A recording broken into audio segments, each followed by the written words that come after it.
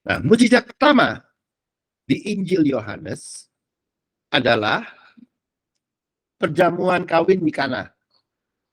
Yaitu pada waktu itu terjadi, di ayat 3, mereka kekurangan anggur, Ibu Yesus berkata mereka kehabisan anggur. Jadi, keangguran wujud dari hidup yang baik. Jadi, itu kehabisan anggur artinya kehilangan hidup yang baik. Atau kegagalan hidup. Ya, lalu Yesus mau saat itu belum tiba. Oke? Karena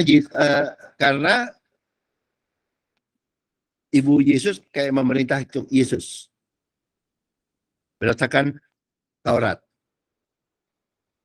Lalu ayat 5, Ibu Yesus berkata kepada pelayan-pelayan, apa yang dikatakan kepada lu, buatlah itu. Jadi itu bergantung semuanya kepada Tuhan. Pada waktu bergantung semuanya pada Tuhan, saat Yesus telah tiba. Nah, yang berikutnya ayat 6. Di situ ada 6 tempayan yang disediakan untuk pembasuhan menurut adat orang Yahudi. Masing-masing 2-3 buyung. Oke? Nah, jadi di penjamuan air di Kana itu ada 2 kegagalan. Satu adalah kegagalan manusia sehingga anggurnya habis.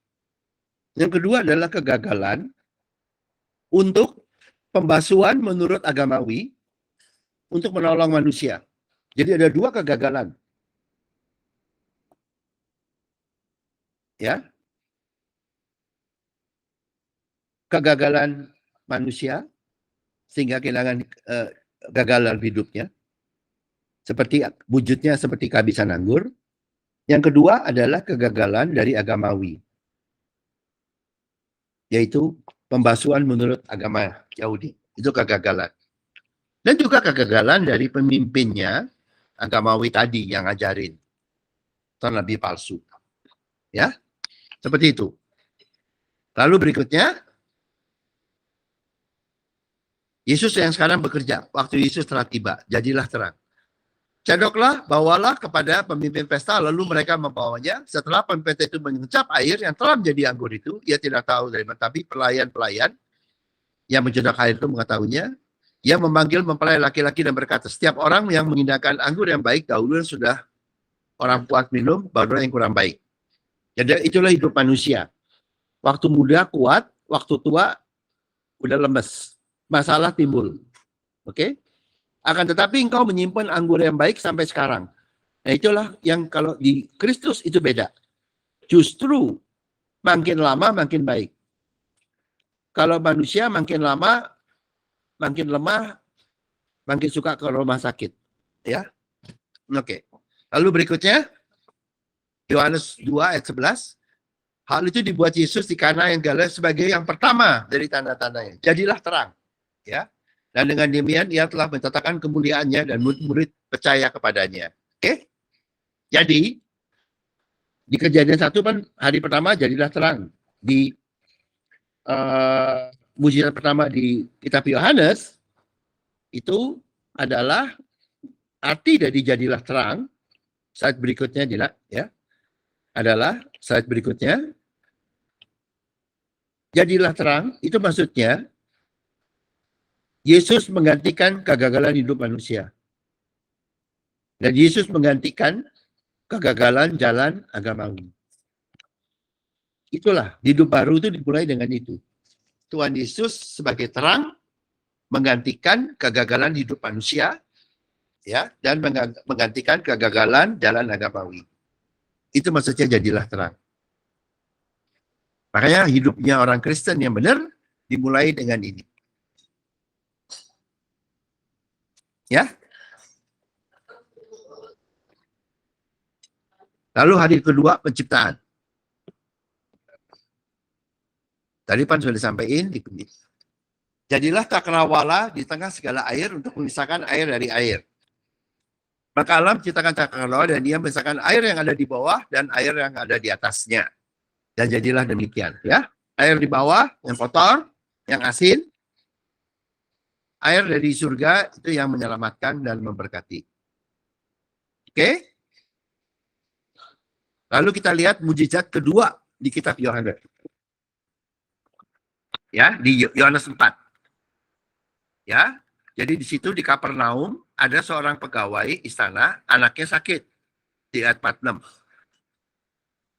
Di ayat 47, ketika ia mendengar bahwa Yesus telah datang dari Yudea ke Galilea, pergilah ia kepadanya lalu minta supaya ia datang dan menyembuhkan sebab anak itu hampir mati. Ya. Dan itu Tuhan Yesus berkata, kata Yesus padanya, jika kamu tidak melihat tanda dan mukjizat, kamu tidak percaya. Pegawai itu berkata, Tuhan datanglah sebelum anakku mati. Oke, lalu berikutnya dikatakan, kata Yesus padanya, pergilah anakmu hidup. Lalu yang saya merahin, orang itu percaya akan perkataan yang dikatakan Yesus padanya, lalu pergi. Jadi, dia itu percaya. Dia nggak berbuat apa-apa loh, hanya percaya. Ketika ia masih di tengah jalan, hamba-hambanya telah datang kepadanya dengan kabar bahwa anaknya hidup. Jadi hanya dengan percaya, dia menerima kasih Tuhan. Dia bertanya kepada mereka, pukul berapa anak itu mulai sembuh? Jawab mereka, kemarin siang pukul 1 demamnya hilang. Maka teringatlah ayah itu bahwa pada saat itu Yesus berkata pada anakmu hidup. Lalu ia pun percaya, dia dan seluruh keluarganya. Jadi, hanya percaya, langsung seketika dapat, gak usah bayar.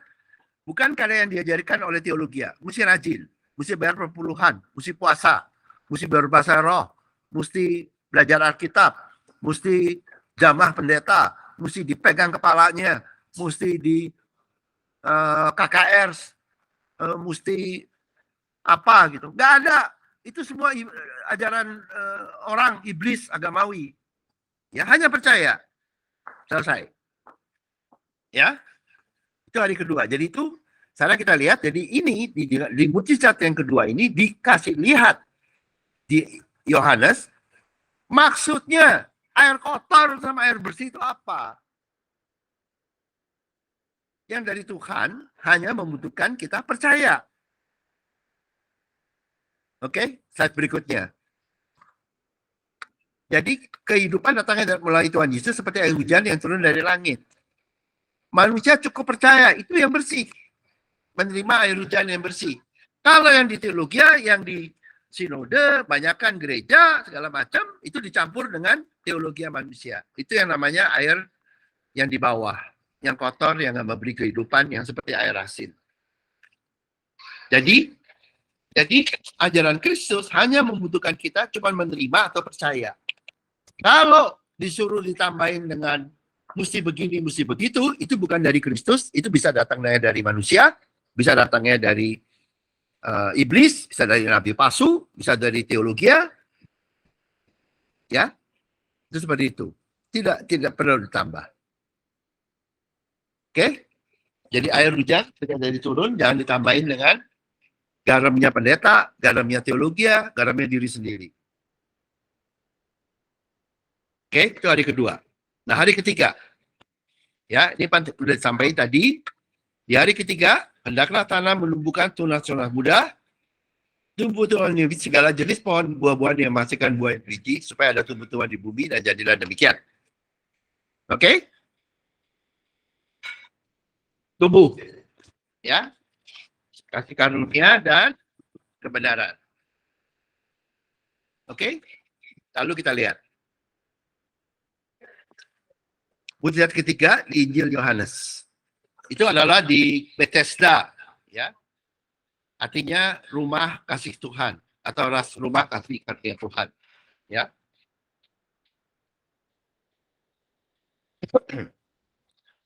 Ada hari raya orang Yahudi dan Yesus berangkat ke Yerusalem. Di Yerusalem dekat pintu gerbang domba ada sebuah kolam yang dalam bahasa disebut Bethesda. Arti Bethesda adalah House of Grace atau rumah kasih karunia Tuhan. Ada 5 serambinya, dan serambi-serambi itu berbaring sejumlah besar orang sakit, orang-orang buta, orang timpang, dan orang lumpuh yang menantikan goncangan air kolam.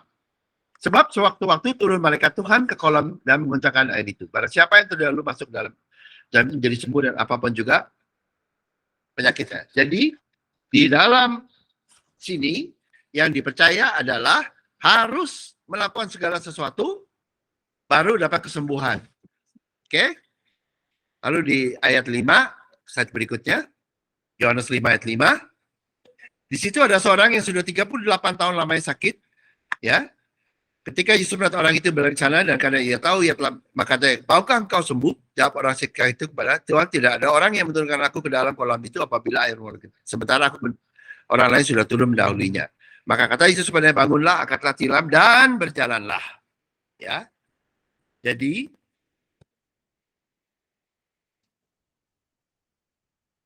itu Yesus berkata tanpa syarat. Itu hari ketiga. Oke? Nah, jadi apa artinya? Kan sembuh tanpa syarat toh, nggak usah peduli dengan ada yang masuk ke air, ada malaikat, harus nggak boleh hari Sabat, masuknya harus paling dulu dan seterusnya. Nggak ada syarat toh, ya toh? Hanya sembuh, tidak perlu masuk kolam sekalipun sembuh, gitu. Ya, jadi mujizat ketiga di Injil Yohanes itu tuh menjelaskan mengenai kasih karunia dan kebenaran Kristus adalah slide berikutnya. Yesus yang adalah wujud kasih Tuhan, slide berikutnya. Slide berikutnya. Din, slide berikutnya, Din.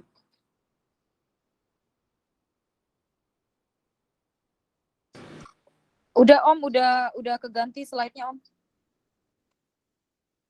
Ya, kok 42 belum. Tunggu sabar ya. Ini gimana? Coba.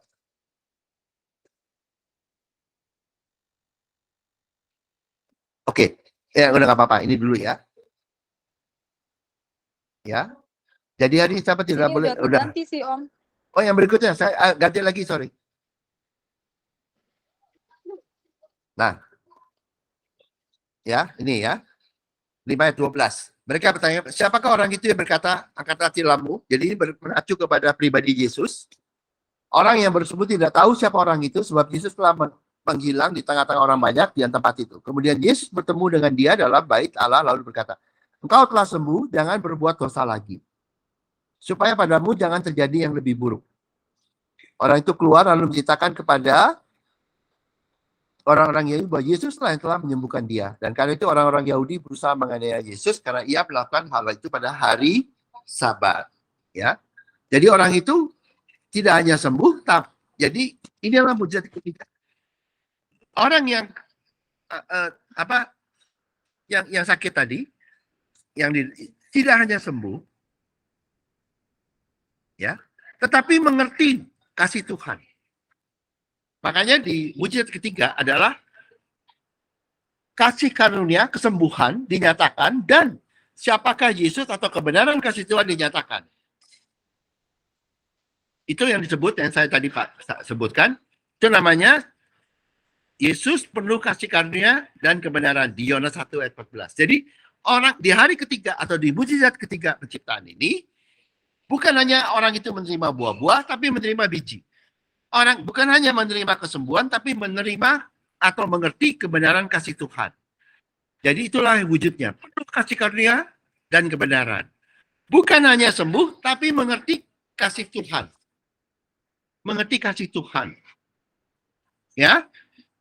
Dan itu diterima tanpa syarat agamawi apapun juga. Dan itu membebaskan manusia dari kuasa nabi palsu hanya dengan percaya kepada Yesus. Ya. Itu. Jadi itulah mujizat ketiga. Penuh kasih karunia dan kebenaran. Itu maksudnya apa? Tidak hanya sembuh. Makanya Tuhan Yesus berkata, tidak hanya sembuh, tapi gini, engkau telah sembuh. Engkau telah sembuh. Jangan berbuat dosa lagi. Jangan dengerin pendeta. Jangan dengerin nabi palsu. Jangan dengerin teologian. Jangan dengerin agamawi. Supaya padamu jangan terjadi yang lebih buruk. Karena kasih karunia tidak menghambat. Makanya di doktrin kasih karunia termasuk pemimpin kasih karunia masih kena agamawi. Karena mereka baru menerima kasih karunia, mereka tidak menerima kebenaran kasih Tuhan. Tapi Tuhan Yesus berkata di Yohanes 5 ayat 14, engkau telah sembuh, udah terima kasih karunia, udah kesembuhan. Sekarang jangan berbuat dosa lagi. Caranya bagaimana? Dengan menerima kebenaran kasih Tuhan. Supaya padamu jangan terjadi yang lebih buruk. Kau sudah menerima kasih karunia, udah sembuh. Tapi sekarang terima kebenaran kasih Tuhan, Kristus. Supaya Jangan yang lebih buruk. Jangan dengerin teologi, jangan dengerin pendeta, jangan dengerin nabi palsu. Itu. Karena yang namanya bisa membebaskan hanyalah kebenaran kasih Tuhan. Ya. Jadi slide berikutnya, slide sebelumnya, Dina. Ya ini. Yesus adalah wujud kasih Tuhan, penuh kasih karunia, yaitu buah atau kesembuhan, dan biji atau kebenaran kasih Tuhan. Tanpa syarat agama pun, sehingga manusia bisa bebas. Hanya dengan ini bisa bebas dari teologi, dari pendeta, dari nabi palsu, dari orang-orang yang seakan-akan kayak orang pintar. Dengan hanya percaya kepada Yesus tanpa syarat. Ya, itu yang ketiga. Oke? Nah, hari keempat penciptaan udah tahu ya. Itu adalah kedua benda penerang yang besar dan yang kecil dan juga bintang-bintang. Jadi ada 3 untuk menerangi bumi. Itu hari keempat ya. Tuhan ciptakan matahari, bulan dan bintang. Lalu di mukjizat keempat di Injil Yohanes, slide berikutnya. Ini adalah dua roti dan ikan, mukjizat, ya. Di sini kita lihat Yesus naik ke atas gunung. Dari atas, Yesus seperti penerang. Ya, Yesus seperti penerang. Ya, di atas gunung. Membawa terang Tuhan. Bersama murid-murid. Ya, Yesus bersama murid-murid di atas. Ya. Seperti bintang-bintang murid-murid. Oke? Dia lihat ke bawah, banyak orang berbondong datang padanya berkata, di manakah kita membeli roti supaya mereka ini dapat makan? Lalu saat berikutnya, di ayat 6. Hal itu dikatakannya untuk mencapai dia sebab ia sendiri tahu apa yang hendak dilakukannya. Jawab Filipus padanya, roti seharga 200 dinar tidak cukup untuk mereka ini. Sekalipun masing-masing mendapat sepotong kecil saja. Seorang dari murid-muridnya yaitu Andreas, saudara Simon Petrus berkata kepada, di sini ada seorang anak yang mempunyai 5 roti jelai dan 2 ikan. 5 roti dan 2 ikan. Tapi apakah artinya untuk orang sebanyak ini? Kata Yesus, seluruh orang-orang itu duduk dan ada di tempat itu banyak rumput, maka duduklah orang itu kira-kira 5.000. Ya, banyaknya. Ya.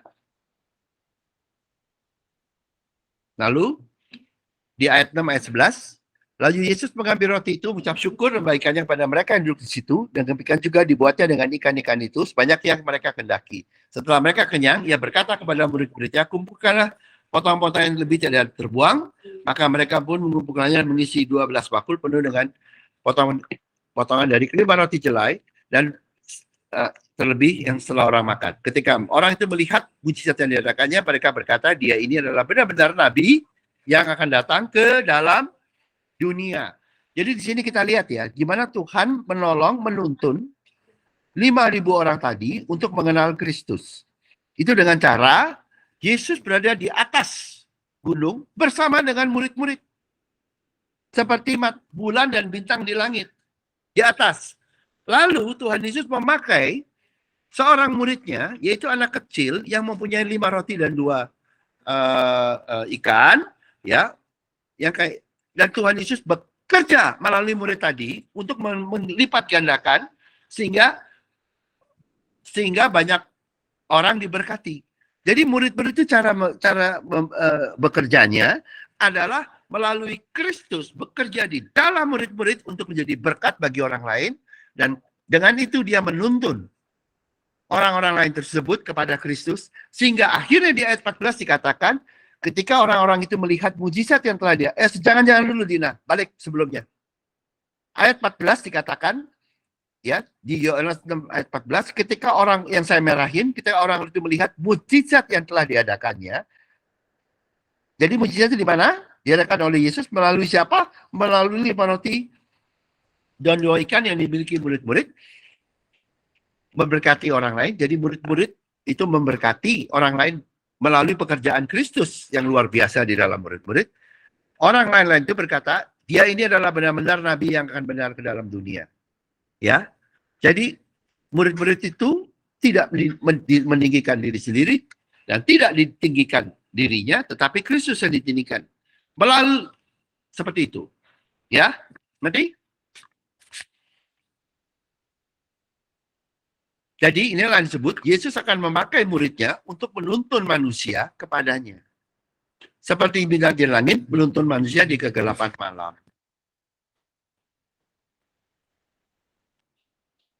Tunggu, sebelumnya Dina. Jangan pindah dulu. Ya. Jadi seperti itu. Jadi itulah murid-murid. Murid-murid Yesus tidak meninggikan diri sendiri, tidak meninggikan teologi, tidak meninggikan nabi palsu. Murid-murid Yesus hanya meninggikan Kristus. Dan akhirnya memberkati orang lain melalui pekerjaan Kristus sehingga akhirnya menuntun orang lain tadi mengerti kebenaran Kristus. Ini murid Kristus. Banyakkan pendeta, banyakkan pengkhotbah, hanya meninggikan diri sendiri atau meninggikan agamawi atau meninggikan ajarannya dia. Itu bukan murid Kristus. Ya, oke? Jadi mujizat keempat, bagaimana cara Tuhan menuntun adalah dengan murid-murid yang dipakai Tuhan untuk menjadi berkat bagi orang lain, dan murid-murid tadi menuntun manusia, dengan itu menuntun manusia, orang lain mengenal kasih Tuhan. Itu mujizat keempat. Ya. Yang kelima, hari kelima penciptaan. Binatang-binatang di laut yang besar, segala jenis burung yang bersayap. Oke? Nah, ini kita lihat di mujizat kelima di Injil Yohanes. Yesus berjalan di atas air. Slide berikutnya. Di Yohanes 6 ayat 16, dan ketika hari sudah malam, murid-murid Yesus pergi ke danau lalu naik perahu dan menyeberang ke Kapernaum. Ketika hari sudah gelap, Yesus belum juga datang mendapatkan mereka, sedang laut bergelora karena angin kencang. Laut adalah wujud dari agamawi dan bergelora karena berbagai-bagai angin pengajaran teologi yang berbagai macam. Makin banyak teologianya, makin banyak angin pengajaran, makin banyak tuh lautan bergerak. Dan bisa tenggelamin kapal. Sesudah mereka mendayung kira-kira 2-3 mil sejauhnya, mereka melihat Yesus berjalan di atas air mendekati perahu itu. Yesus di atas air. Yesus berada di atas agamawi. Yesus berada di atas sekolah teologi. Yesus berada di atas segala ajaran teologi. Ya, mereka melihat Yesus berjalan di atas air mendekati perahu itu. Ya, perahu itu gereja. Maka ketakutkanlah mereka, tetapi ia berkata kepada aku ini, jangan takut. Mereka mau menaikkan dia ke dalam perahu dan sekitar itu juga perahu itu sampai ke pantai yang mereka tujui. Ya, jadi mujizat kelima di sini adalah Yesus mengatasi agamawi. Berjalan di atas air dan membuat perahu itu tenang dan sampai ke tanah perjanjian atau kerajaan surga. Ya, itu yang disebut itu mujizat kelima. Tuhan menciptakan burung-burung dan binatang di air, ya, yang nggak macam-macam. Yang bikin macam-macam kan teologi ya.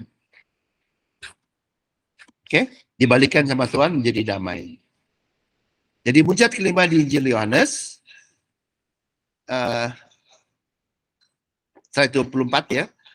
Tuhan Yesus mencurahkan kasih-Nya agar manusia dapat mengatasi berbagai angin pengajaran dan lautan agamawi supaya nggak takut lagi, nggak lihat Yesus sebagai hantu seperti yang orang Pentakosta sering lakukan, atau melihat Yesus sebagai misteri seperti yang Calvin lakukan. Tidak lagi, tapi melihat Yesus dengan sederhana, yaitu Tuhan adalah kasih, nggak takut lagi, dan dengan demikian langsung masuk ke dalam kerajaan surga. Yang Calvin belum masuk, yang Arminian belum masuk. Karena masih di lautan agamawi. Ya. Itu yang kelima. Yang keenam. Ya. Berfirmanlah Allah, baiklah kita menjadikan manusia menjadi gambar rupa kita supaya mereka berkuasa di atas ikan, laut, dan burung-burung di udara, dan atas ternak, dan seluruh bumi, atas segala binatang yang melata. Maka Allah menciptakan manusia menurut gambarnya. Ya. Lalu laki-laki diciptakannya mereka. Oke? Nah, lalu ini kita lihat di mujizat ke-6 di Injil Yohanes. Ya. Ini gimana Tuhan mencelikan orang yang buta. Dan ini di bumi ya. Jadi kita lihat, saya lompat aja supaya nggak kebanyakan ayatnya. Di Yohanes 9 ayat 5. Selama aku di dalam dunia, akulah terang dunia. Inilah cara Tuhan ya, membuat manusia melihat ya kasih Tuhan atau Tuhan di dunia. Seperti pada waktu manusia diciptakan, Adam dan Hawa diciptakan matanya nggak buta, langsung bisa melihat Tuhan. Jadi Tuhan balikan. Oke? Lalu kita lihat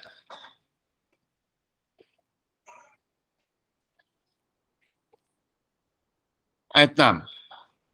Setelah ia meludak tanah, lalu menggunakan ludahnya ke dalam tanah. Jadi persis sama waktu kayak penciptaan. Tuhan memakai debu dan menghembuskan roh dan memakai tangannya untuk menciptakan manusia. Di Kejadian. Ya, basuhlah dari itu dalam kolam Siloam, artinya yang diutus. Ya, jadi Mesias yang melakukan. Hanya Mesias, bukan pendeta. Hanya Mesias. Hanya satu Mesias. Ya, hanya satu yang dipanggil. Hanya satu yang diurapi. Hanya satu. Ya. Bukan yang sering KKR. Yang diurapi hanya satu, yaitu Kristus. Maka pergilah orang itu membasuh dirinya, lalu kembali dengan matanya sudah melek. Melihat apa? Melihat kasih Tuhan. Seperti yang awal di Kejadian. Lalu, setelah itu apa? Mereka ditanyain sama nabi-nabi palsu Farisi, kenapa dia bersembuh? Ya, kenapa dia sebutnya buta? Gitu loh. Nah, orang itu menjawab di Yohanes 9 ayat 25. Apakah orang-orang Farisi, nabi palsu itu menolak kebenaran kasih Tuhan dan melihat karena dia lebih suka teologianya, lebih suka Tauratnya, ya. Apakah orang itu berdosa? Yesus yang nggak berdosa? Aku tidak tahu, tapi satu hal aku tahu yaitu bahwa aku tadinya buta, tapi sekarang dapat melihat. Ya, kata mereka padanya, bagaimanakah ia melihat mata? Jawabnya, telah kukatakan kepadamu, engkau tidak akan mendengarkannya. Mengapa kamu mendengarkan lagi? Barangkali kamu mau menjadi muridnya juga. Jadi orang teologi selalu pakai formula. Bagaimana sembuh? Formulanya apa? Teologianya apa? Teologianya apa? Ajarannya apa? Gitu. Selalu begitu. Ayatnya mana? Teologianya mana? Gitu. Ya, selalu begitu. Itu yang namanya orang-orang buta agamawi. Oke? Lalu, slide berikutnya.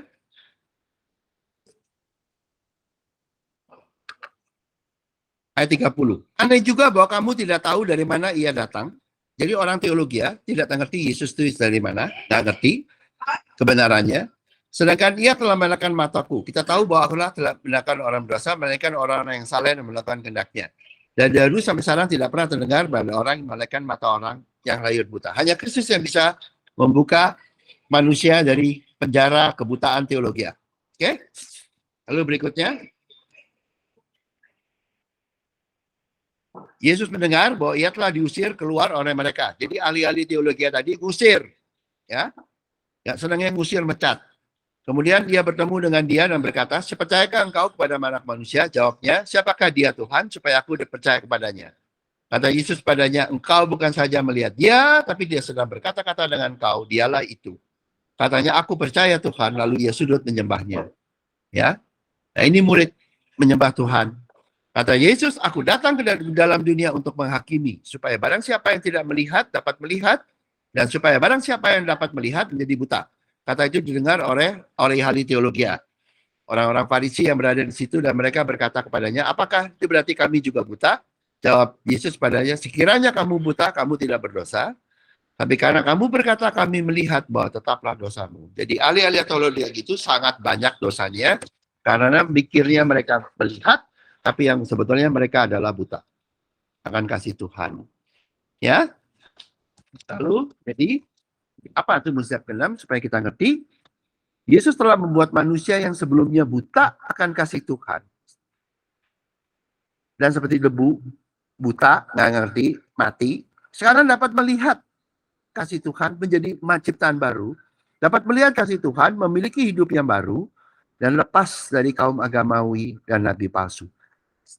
Yesus membuat orang yang tadinya buta akan kasih Tuhan menjadi di atas dan berotoritas terhadap seluruh pendeta agamawi.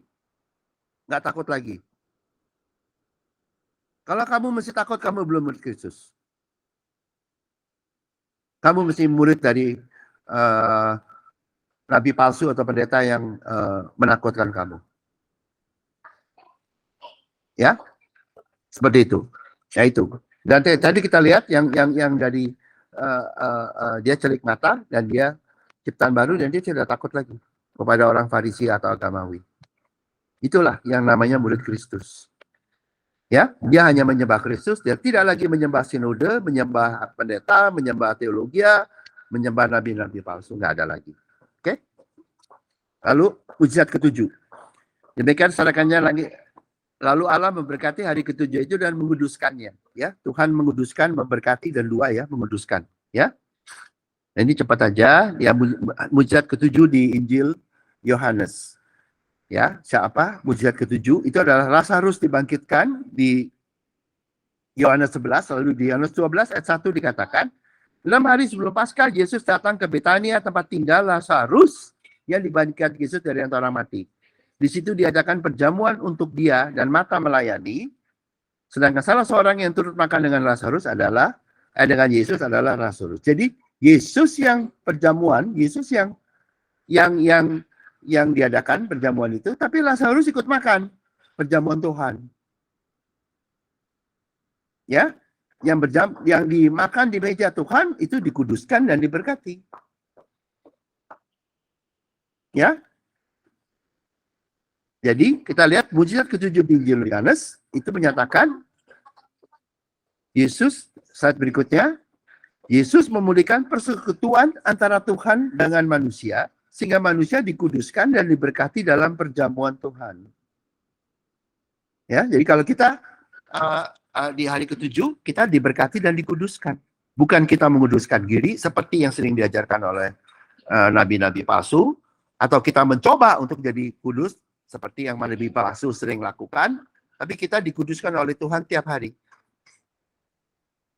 Dan kita selalu kudus. Gitu. Dan tidak pernah kehilangan keselamatan, selalu kudus dan dikuduskan, karena kita pun ada salah selalu dibenarkan sama Tuhan. Dan dijamu. Itulah hari ketujuh. Jadi 7 mujizat di Injil Yohanes. Kita lihat satu-satu. Yang pertama, terang Yesus telah datang untuk memberi kehidupan yang baik bagi manusia. Untuk menggantikan kegagalan hidup manusia, kegagalan jalan agamawi. Jadi Tuhan Yesus datang menjadi terang untuk membebaskan kita dari kegagalan hidup dan kegagalan teologi agamawi. Kemudian hari kedua atau mujizat kedua, kehidupan datangnya dari atas seperti air hujan dan cukup percaya, tidak lagi ditambah dengan apa-apa. Jangan ditambah dengan satu tetes pun teologi manusia. Ya, kalau nggak jadi air di bumi. Lalu yang keempat, mujizat keempat, hari keempat, Yesus adalah wujud kasih Tuhan seperti buah dan biji kebenaran tanpa agamawi apapun. Ya, jadi kalau agamawi, tanah yang bekerja, tanah yang hebat, orang yang setia. Gitu. Kalau di Tuhan, no, Yesus yang setia, Tuhan yang baik. Ya, tanpa syarat agamawi pun. Karena biji itu yang membuat pohon, tanah bukan kesetiaan tanah. Tapi biji, ya, benih dari Tuhan, ya, itu bedanya, ya, itu keempat, ya, jadi seperti ketiga, ya, itu seperti itu, ya, ini kok jadi dua, kan diganti nih di slide-nya nih, sorry, ini yang tiga mestinya dua, yang empat mestinya tiga, ini saya nggak tahu kenapa jadi begini, di print saya nggak begitu, oke. Oke, ini hari kedua adalah kehidupan dari atas. Hari ketiga adalah Yesus dan adalah wujud kasih Tuhan. Penuh kasih karunia, buah dan kebenaran. Lalu berikutnya, yang keempat nih. Ini sekarang benar keempat. Yesus akan memakai muridnya untuk menuntun manusia kepadanya. Seperti bintang di langit, menuntun manusia di dalam kegelapan malam. Bagaimana bintang di langit itu menuntun? Bukan karena bintangnya hebat. Tetapi karena Kristus bersinar, memberkati dunia. Murid itu memberkati, menuntun itu dengan cara memberkati, bukan dengan menghakimi atau mengadili. Enggak. Menyatakan kebenaran Tuhan dan memberkati, seperti dengan 5 roti dan 2 ikan. Ya, dan dunia akan bertobat dan murid-murid itu akan lebih banyak daripada pendeta-pendeta palsu dan nabi-nabi palsu di dunia pada waktunya. Lalu nomor 5, hari kelima atau mujizat kelima, ya, adalah Yesus berjalan di atas air dan membuat perahu itu menjadi tidak takut dan tenang dan bisa masuk ke dalam kedaratan. Ya, mengatasi, melewati lautan agamawi yang dipenuhi dengan ajaran agamawi dari segala macam nabi palsu. Mengatasi. Ya, Yesus berjalan di atas air dan membawa perahu itu bisa ke seberang. Jadi Yesus mencurahkan kasih-Nya agar manusia dapat mengatasi berbagai angin pengajaran dan lautan agamawi untuk dapat masuk ke kerajaan surga. Ya, dan laut itu makin bergelora, makin banyak teologi angin pengajaran, berbagai-bagai angin pengajaran, makin gelora laut itu dan makin buat orang jadi tenggelam. Gereja jadi tenggelam. Lalu hari ke-6, Yesus telah atau mujizat ke-6, Yesus telah membuat manusia yang sebelumnya buta akan kasih Tuhan, sekarang dapat melihat kasih Tuhan, memiliki hidup yang baru, dan mengatasi atau lepas dari kuasa nabi palsu, orang Farisi, orang teologi. Gak takut lagi. Ya. Menjadi nomor 6. Ya. Celik matanya, dan bukan hanya celik, tidak hanya diberkati, tapi mengerti kebenaran kasih Tuhan sehingga tidak lagi terintimidasi oleh pendeta, oleh nabi palsu, oleh agamawi. Ya, bisa memerintah mereka karena berada di atas mereka, bukan di bawah mereka. Bukan berada di bawah nabi palsu atau agamawi. Ya, atau orang apapun juga. Yang ketujuh, Yesus memulihkan persekutuan antara Tuhan dengan manusia seperti perjamuan, dia dijamu di Betania bersama dengan Lazarus yang bangkit dari orang mati. Sehingga manusia dikuduskan dan diberkati dalam perjamuan kasih Tuhan. Ya, jadi itulah sama ya 7 hari penciptaan, 7 mujizat di kitab Yohanes sehingga kita mengerti. Ya. Semuanya ke situ, Tuhan semua yang melakukan. Semuanya Tuhan, bukan manusia. Semuanya Tuhan. Tuhan yang membuat kita hidup, mengatasi gagalan, mengatasi nabi palsu, agamawi. Terus kita bisa menerima kebenaran kasih Tuhan, ya, tanpa kontaminasi agamawi. Kemudian penuh menerima penuh kasih karunia dan kebenarannya tanpa syarat manusia, tanpa ada satu tetes pun teologi agamawi. Lalu nomor 4, Yesus memakai kita jadi murid-murid yang menuntun dunia melalui berkat Tuhan dari kita, melalui kita kepada dunia. Lalu Yesus mencurahkan kasih-Nya agar kita bisa jalan di atas agamawi dan masuk ke dalam kerajaan surga. Itu yang kelima. Ya. Yang keenam, itu buat manusia bisa melihat kebenaran kasih-Nya dan tidak lagi dikuasai dan bisa memerintah atau berada di atas kuasa dari agamawi dan nabi palsu. Yang ketujuh, di dalam persekutuan dan kekudusan dari Tuhan. Tuh, sekian. Ya, 7 mujizat di kitab Yohanes dan 7 hari penciptaan. Udah ya, kita tutup dalam doa. Bapa di surga, terima kasih Yesus akan kasih-Mu dan kebenaran-Mu. Kau berkati kami semua dan Kau membawa kami semua menjadi murid-Mu yang diberkati dengan luar biasa. Dan kami semua berada di hari ke-7, diberkati dan dikuduskan selalu oleh Kau. Terpujilah nama-Mu, di dalam kasih-Mu kami berdoa. Amin. Sekian. Amin. Thank you. Kali ini ya. Thank you semua. Bapak.